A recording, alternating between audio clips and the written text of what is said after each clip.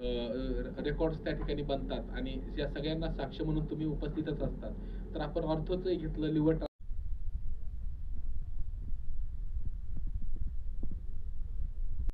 आम्ही काय काय केअर करतो.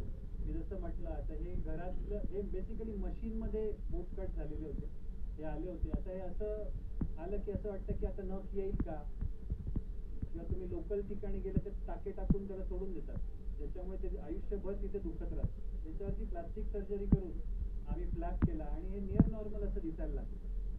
तुम्ही बाजूच्या फोटोत बघाल तर त्याच्यामध्ये नख देखील नॉर्मल दिसत आहेत आणि विथ टाइम हे असे छान नॉर्मल नख पण येऊन जातात. ही सगळ्यात छोटी केस.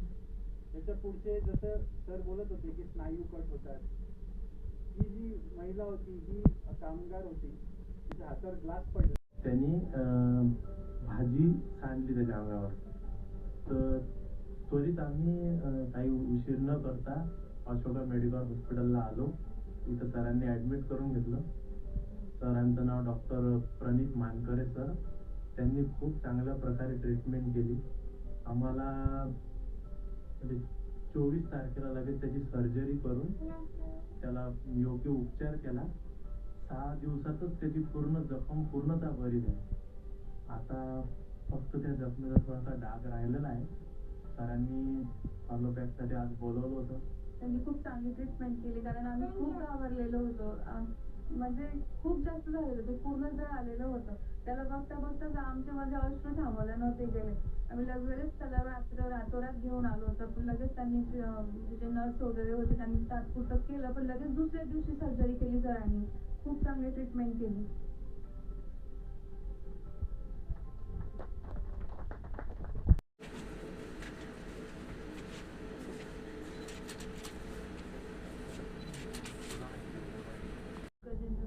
त्याला 10 मार्चला लागलं होतं. दारासमोर खेळत असताना 4 व्हीलर आली आणि 4 व्हीलर गाडीचा पत्रा लागला त्याला. तर आम्ही त्याला अशोका मेडिकल हॉस्पिटलला घेऊन आलो. त्याची ट्रीटमेंट प्रणित दत्तात्रय मानकर सरांनी केली. त्यांनी त्याची खूप छान ट्रीटमेंट केली. म्हणजे आम्हाला असं वाटलं होतं की तो परत व्यवस्थित होईल का आधीसारखा. तर सरांनी आम्हाला आधीपासून सांगितलं तुम्ही काळजी नका करू, आपण त्याला 100% पूर्ण बरं करण्याचा प्रयत्न करू, तुम्ही विश्वास ठेवा. सरांनी